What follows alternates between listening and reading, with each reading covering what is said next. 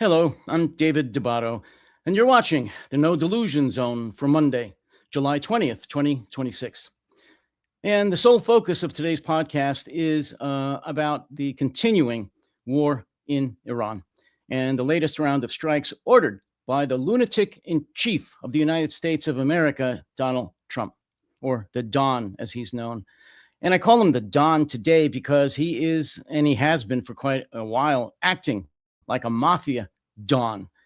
And I'll talk about that in just a couple of minutes. I've got a couple of brief clips to play for you about the latest round of attacks on Iran. And I don't know why I have to, but I'm going to again say at the outset that I do not shed a tear for the leadership of Iran. I hate the leadership of Iran, the Ayatollahs, the religious theocracy that has ruled Iran with an iron fist since 1979.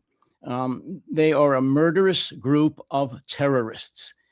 I don't know how many ways I can say that because people always or often lump me together with some bleeding heart liberals who don't want anyone to harm them, thinking that I support the murderous Iranian regime. Not true, not at all. But there is a difference, as there is in all countries, between the government and the people. And people say, well, why hasn't the Iranian people rose up and overthrown the government, the theocracy, the Ayatollahs? Easier said than done. Same thing in Russia. And yes, I think the Russian people should also rise up against their czar and overthrow him, but one thing at a time. Look, when you're living in a murderous police state where the intelligence services and the police are surveilling every facet of your life 24/7, 365, and have no compunctions whatsoever for shooting people in the street or knocking down your door in the middle of the night and disappearing you, it's a little difficult to organize a resistance, especially when they've shut down the internet and you have to take all kinds of extraordinary means to even communicate with the outside world. Yes, it can be done. And yes, millions of Iranians are doing that. But my point is, it's not that easy to overthrow the government in Iran and make a change. So again, I'm separating out the Ayatollahs that run this regime and the Iranian people. They don't deserve the suffering, the nightmares that America is inflicting on them right now by Donald Trump. So what's going on now, and it has been going on for a while, but the latest horror show that is the war in Iran by the United States is the blatant war crimes, international and accepted war crimes carried out by the United States military. It pains me to say that, being a former member of the United States military. It really disgusts me a lot. Not just that we're carrying out war crimes on a daily basis against Iran, but we're doing so blatantly. And both the president, his office, and the Pentagon under Pete Hegseth brag about this, about carrying out war crimes. It's extraordinary. It really is. And it makes me really angry and really, really disgusted and embarrassed, once again, to be an American. So I'm going to play a couple of clips for you to emphasize this point. And as always, I will join you on the other side. We can talk about it. But, before I play that, just in case anybody hasn't seen this or hasn't been told about this, a few weeks ago, during the early phases of Trump's war against Iran, he made this extraordinary statement. And yes, it got a lot of play in the media, as it should have. But I think it's relevant to show it once again for those who may not be familiar with it. And Trump said this on his alleged Truth social media site, posted, I believe, in the middle of the night, or maybe, it was in the morning, 8:08 a.m. In any event, he said, "A whole civilization will die tonight, never to be brought back again. I don't want that to happen, but it probably will." And, I'm not going to read any more of that, but basically he threatened genocide. He threatened genocide. If I don't think I have to say it, but I will anyway. That is obviously a war crime. And everyone rightfully so criticizes Russia for threatening genocide against Ukraine. There's been many acts of genocide and attempted genocide throughout history, some of the worst of which are still being carried out in Africa. And here we are, the United States of America, the former city on a hill, beacon of light, and all that good stuff, threatening genocide against another nation.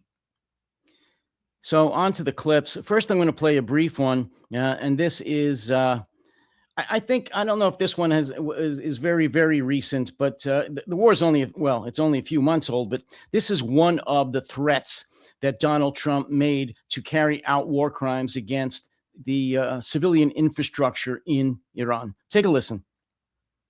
I'll save the energy targets for last, but ultimately we'll hit energy targets, yeah. But we're going to hit them very hard tonight. We're going to hit them very hard tomorrow night. We're going to hit them very hard the night after. And then next week it gets really bad for them because next week comes the power plants. Next week comes the bridges. We're going to knock out all their power plants. We're going to knock out all their bridges unless they get to the table and negotiate.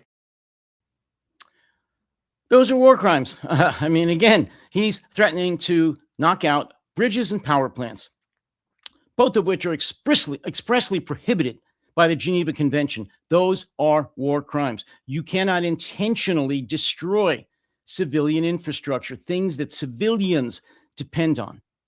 But there he is, bragging about being able to do so and the fact that he will.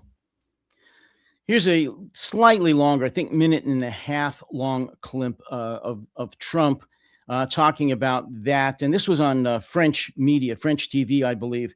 Not only that, but the fact that, well, I'll show you, I'll talk about it on the other side. He even adds another wrinkle to his madness.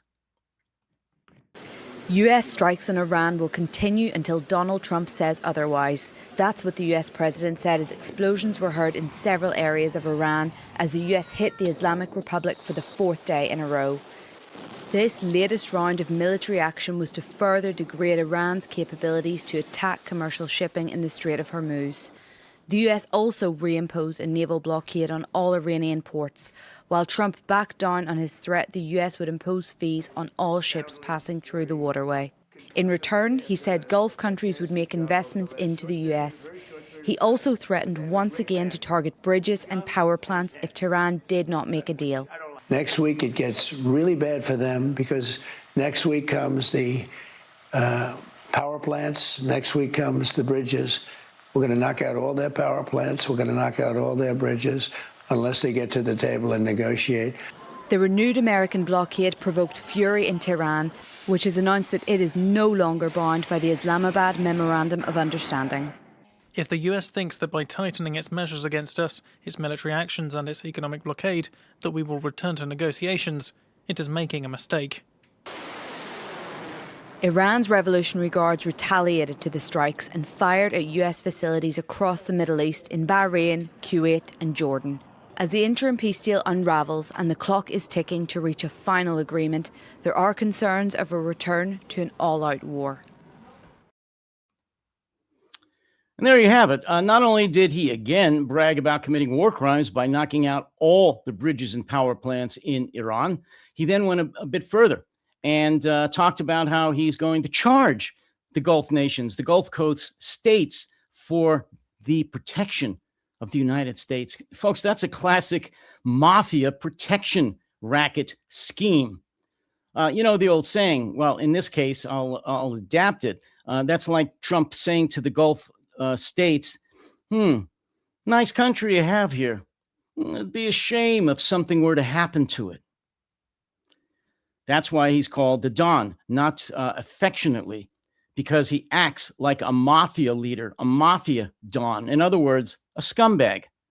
And the fact that we have a scumbag, a convicted felon, mafia Don, threatening to impose a protection racket on Gulf states or anyone else, I hate to keep saying it's a disgrace. It is. But there are no depths, apparently, to how far America can fall. And at this point, I want to ask, and I've asked this before, but it really, really needs to be addressed again. Where the hell are our American generals and admirals? These are war crimes. Where are they? No, I don't mean the retired ones who have their comfy pensions and can afford to speak out after, they've taken corporate positions on the board or CEOs or consultants or written a book and gotten $1 million advance or whatever. Where are the active duty generals and admirals who took an oath not to commit war crimes, obviously, and to refuse to follow orders that are unconstitutional, that are illegal? Where are they? I don't know, because I don't hear them. And if you say, well, they're not all war crimes, yeah, they are.